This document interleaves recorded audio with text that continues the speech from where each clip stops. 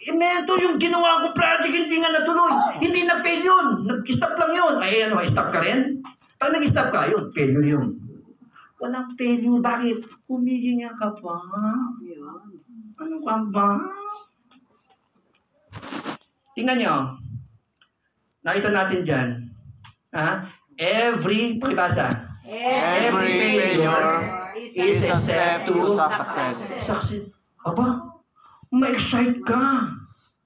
Ma-excite ka pag nakaka-experience ka ng similar to this. Bakit? Walang exception. Lahat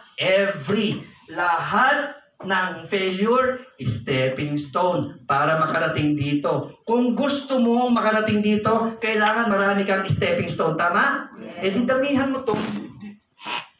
Bilisan mo. Hi. Hello.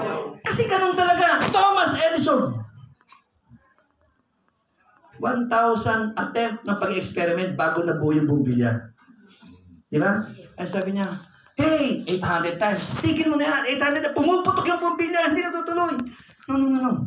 I never failed 800 times. I discovered 800 times on how a bulb would not light. Sa kanya yung 800, hindi failure. Sa kanya yung 800, discoveries. Hanggang tamaan niya yung 1,000. At wala na siya kailangang matuklasan. Bakit? Natuklasan na niya lahat. Na-i-document na niya. Imagine mo lahat ng failure, stepping stone para magkaroon ng bumbilya. Kasi kung, Learn. Lahat ng mga yan. Ang dami mga experience niya ng mga organic. Tama ba? Mr. Chris Galineto ba ako? Yes. Huwag kang matakot na mag-activity. At saka pag natatakot ka rito, tatapatin na kita ngayon. Wala kang mapapatunayan. Bakit? Lahat ng iniisip mo hindi totoo. Kasi pag hindi mo ginawa, wala kang napatunayan. Yes. Kasi pag ginawa mo, saka mo pala malalaman kung tama o mali yung iniisip mo. Yes. Pag iniisip mo yan, 2 years ago na, wala itong mapapatunayan. Gumalaw ka. At habang gumagalaw, nagano na, sige, galaw ulit, di ba? Galaw. Learning, doing. Learning, doing. Learning, doing. Learning, doing. Learning, doing. Learning, doing. Learning.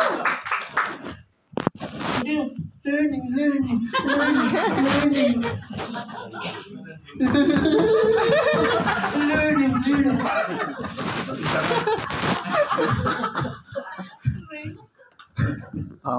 Hi. Hello.